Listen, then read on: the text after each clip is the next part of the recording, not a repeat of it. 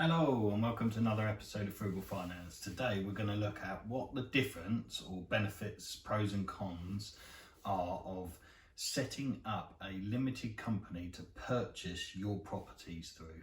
So without further ado, please smash the like button, turn it blue, comment below what your thoughts are on this video, and please don't forget to subscribe. All of those things, whether you do one or all three, help the channel get out to a wider audience, and then hopefully this will assist somebody even further. So without further ado, let's get stuck in.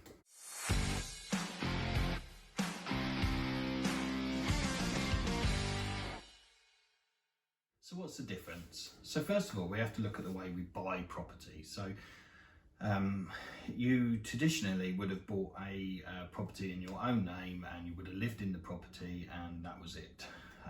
And that was your property. And then what happens is when you want to sell it, you sell it to somebody else and you move on up the chain. So that was the kind of traditional method. And then I believe it is around about the sort of 70s or 80s, people started buying property, individuals, not councils, buying property for the purpose of renting it out to somebody else as an investment vehicle. Now initially this wasn't a particularly popular or widely sort of done arrangement, so the products didn't really tend to exist, so mortgages and things, so it lent itself to bigger developers and maybe cash buyers, those sort of things, but there wasn't the regulations that there are today. So actually the threshold, the barrier to entry as cash purchases aside, was probably a bit lower than it is now. So fast forward, then obviously what happened was mortgage companies actually recognised that this was a sustainable thing to do. So you buy a property, and then the tenant pays the rent, and the rent is say 2 times more than the mortgage payments. Well, for every month that goes by, you can afford another vacant month. So actually what they've done over time is they've started looking less at your affordability to buy the place, because they're asking for a bigger deposit, so their security is higher, or better than it would be on a residential. And what they're looking at is the rental income. So you're putting down a sizable deposit, so they keep the bank happy because it gives them fluctuation for negative equity, because it's your money they're losing. Remember, if you put 25% in and it goes down by 10%, the bank isn't affected, it's you who's affected. That happens on a residential property, and then you've lost all your equity if it goes lower than the bank are even in negative equity. And then what they need to do was look really at the fact that they've got this safety net of the higher deposit that's required, and then obviously you've got the income of the tenant. So the affordability is different to a residential mortgage for a house for you to live in.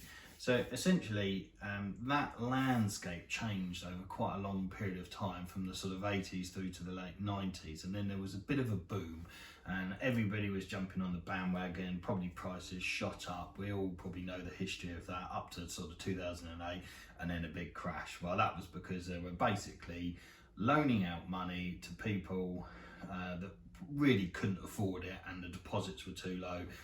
And then they were relying upon the growth in order to keep them going, as in the growth of the property would eat away at the equity or add the equity, and then obviously we all know what happened. We had a big crash.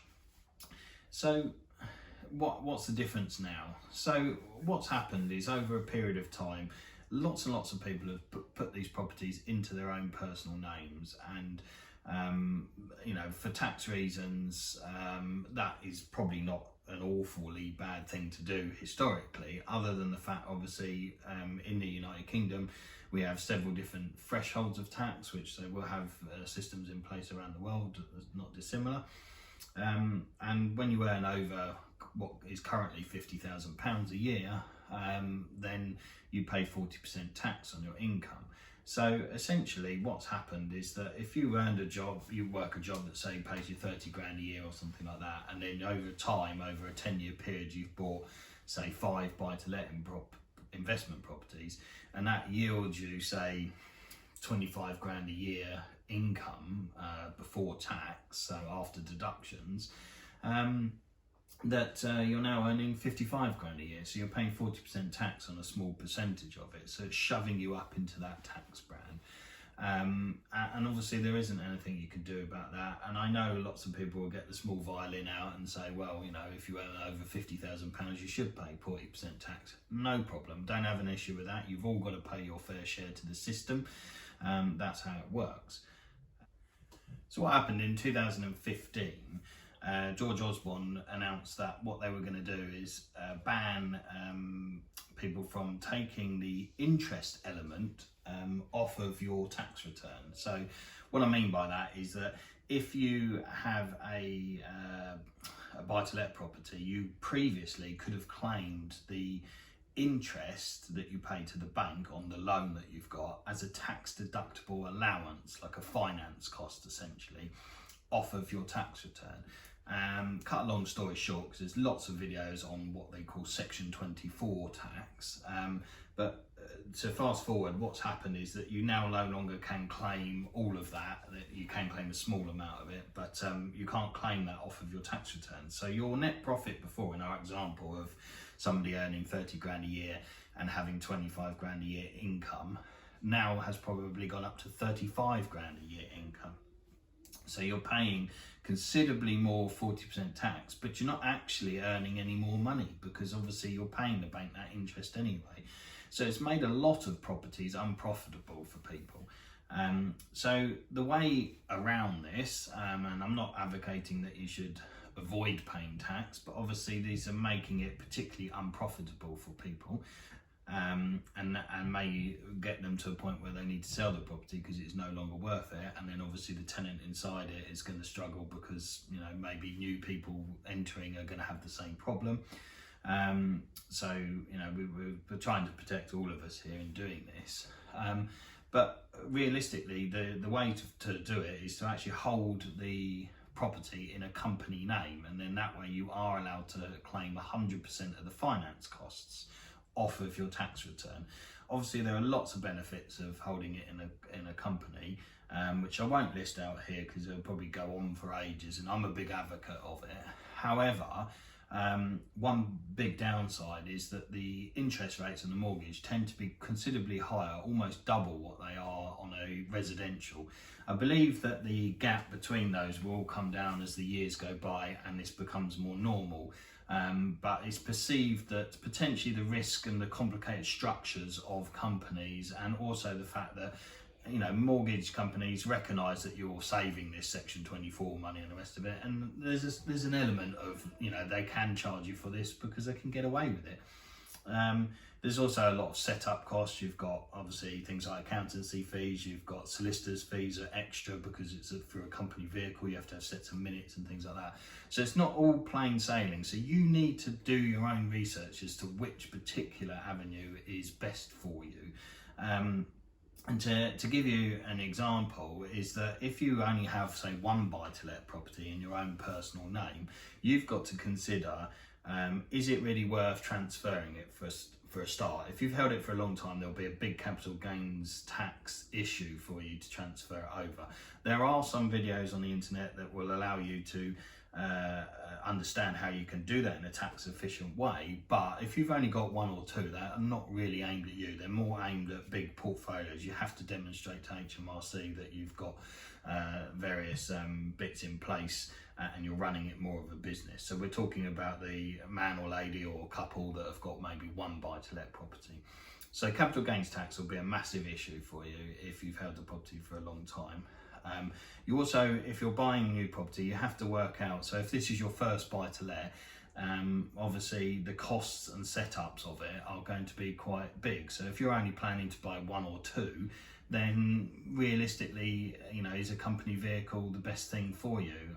You also have to look and see what your goal is. If your goal is to actually increase your income on paper, it could be a useful vehicle to do that.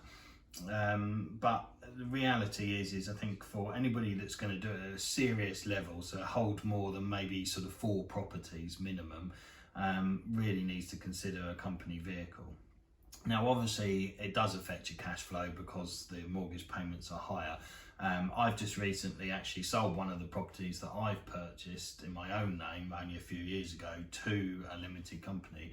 One of the reasons I had to buy that was because it's leasehold and you had to own it in your own name and then they've since changed the lease, the freeholder, so now it can be converted into a company name. And to me, that's a recognition of actually that's what people will be doing going forward. So very little capital gains because I've held it for a short period of time. Obviously I can hopefully get in before the stamp duty goes up, if that is indeed what's going to happen. And yes, the cash flow will be less, but actually it isn't, because at the end of the year, the tax that I pay, or the benefit, the interest that I can claim, actually works out that I'm about 80 to 90 pounds a month better off doing it this way. So yeah, quite a a fair chunk of money. I mean, that's about £1,000 a year better off doing it this particular way. And then obviously there's lots of other benefits of being in a company name. So I think, to summarise, you really need to work out what your long-term plan is as to whether or not this is suitable for you, and what your options are as well. For me, holding it in a company vehicle gives massive benefits of company taxation and the rest of it, and keeps things simple for me, and also for passing it down to people and for inheritance tax purposes. It formalises it, and I do believe that it will go that way, and I'm in it for the long haul. I believe that I would like to expand my portfolio, and then once we've got to a certain level, maybe expand into other avenues. By holding it in a company vehicle, I think that makes it much more tangible and sellable for me going forward. If you are only going to buy one or two in your name, then obviously it's a serious consideration, because obviously there are some hefty ongoing costs, if you like, of doing this. So do your research, make sure that you've obviously analysed which route you want to go and what your end goal is, and I think that's probably the best advice that I can give. So with that said, if you could subscribe to the video, smash the like button, and just use the description below if you've got any questions. That obviously will help the channel get out.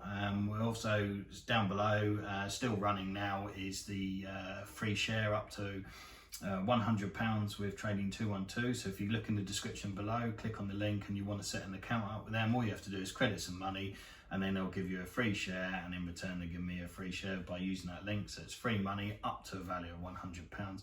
And the same offer we've got with free share,